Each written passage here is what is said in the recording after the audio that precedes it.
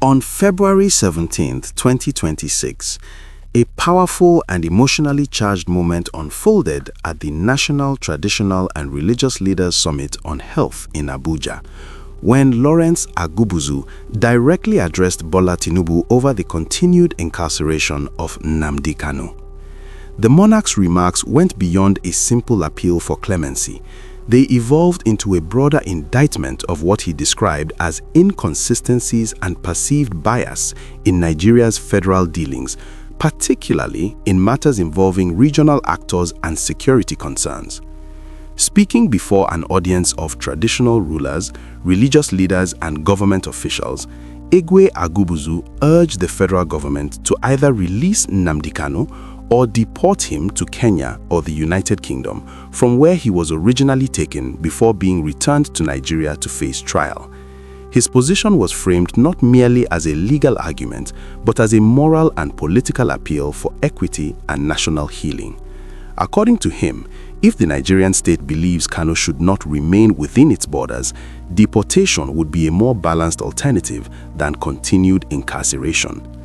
Kanu is currently serving a life sentence at a correctional facility in Sokoto State following his November 2025 conviction on terrorism charges. His legal team has filed an appeal challenging the judgment, arguing that there were procedural and constitutional flaws in the trial process. While the federal government maintains that the conviction followed due judicial process, critics insist the matter cannot be viewed strictly through a legal lens without acknowledging its deep political and ethnic undertones. Igwe Agubuzu drew a controversial comparison during his speech by referencing Sunday Igboho, the Yoruba activist often described as Kanu's counterpart in the southwest. He cited reports that the Ooni of Ife was considering conferring a significant traditional honor on Sunday Igboho. The monarch questioned what he portrayed as a stark contrast, one activist potentially being celebrated, while another remained imprisoned under a life sentence. For him, the disparities symbolized uneven treatment across Nigeria's regions.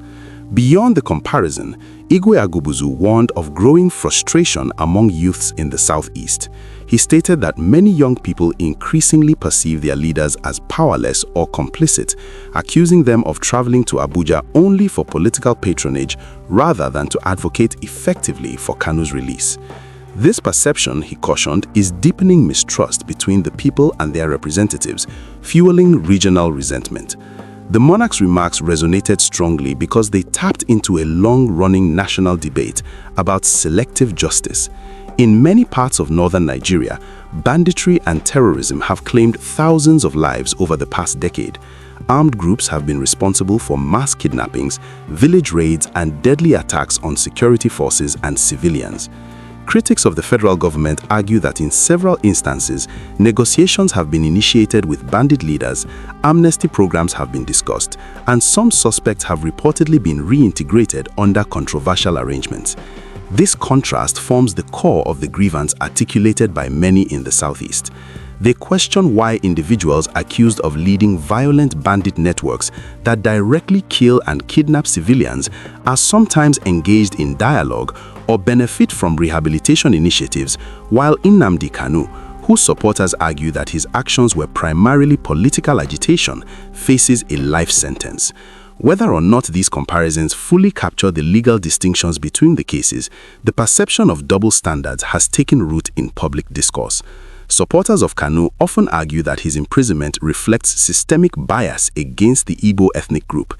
They contend that federal power structures have historically marginalized the Southeast in political appointments, infrastructure development, and security responses.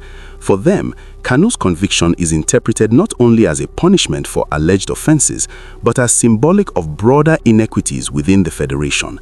They assert that if he were from another region, his case might have been handled differently, perhaps through political negotiation rather than prolonged detention. On the other hand, defenders of the federal government insist that the judiciary acted independently and that Kanu's conviction resulted from evidence presented in court. They argue that comparisons with banditry cases oversimplify complex security dynamics, noting that negotiations with armed groups often occur in conflict zones to prevent further bloodshed. From this perspective, legal processes must proceed based on specific charges and evidence, not on ethnic balancing. Nevertheless, the perception of bias remains potent. In a multi-ethnic country like Nigeria, perceptions carry as much weight as facts in shaping political stability.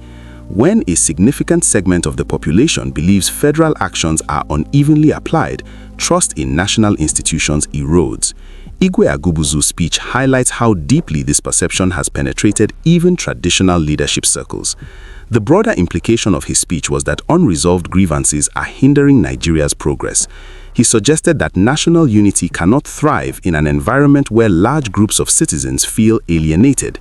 According to this line of reasoning, economic stagnation, insecurity, and political instability are intertwined with unresolved questions of justice and fairness.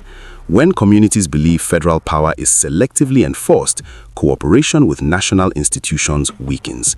The issue also raises questions about how Nigeria handles separatist agitation compared to criminal insurgency.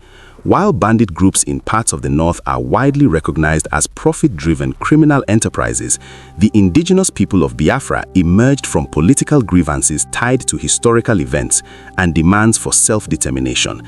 Critics argue that lumping political agitation together with violent extremism risks overlooking opportunities for dialogue and reconciliation. At the same time, security agencies maintain that any movement linked to violence or threats against national unity must be addressed firmly. They contend that allowing perceived leniency in such cases could embolden other separatist movements. This balancing act between national security and political accommodation remains one of Nigeria's most delicate governance challenges. Igwe Agbubuzu's intervention underscores the need for transparency in how security and justice policies are applied across regions. If bandits are granted amnesty or negotiated settlements, the criteria and outcomes of such engagements must be clearly explained. If political agitators are prosecuted, the legal basis must be communicated convincingly to avoid perceptions of ethnic targeting. In the absence of such clarity, suspicion flourishes. Nigeria's slow pace of development is often attributed to corruption, insecurity, and policy inconsistency. Yet, many analysts argue that deeper structural mistrust is equally responsible. When citizens question whether federal institutions operate impartially, they become less willing to invest trust, energy, or patriotism in the national project. This erosion of collective confidence can stall reforms and hinder economic growth. As Nnamdi Kanu's appeal moves through the courts, the political dimensions of his case will likely continue to generate debate. Igwe Agbubuzu's remarks have amplified that debate, framing it within a narrative of equity and national cohesion. Whether the federal government chooses to respond politically, legally, or not at all, the issue remains firmly in the national spotlight. Ultimately, the controversy speaks to a larger question confronting Nigeria. Can the country build a future where justice is not only done, but seen to be done across ethnic and regional lines? Until that perception gap is addressed, tensions surrounding high-profile cases like Kanu's will continue to reverberate far beyond the courtroom, shaping the trajectory of Nigeria's democratic and developmental journey.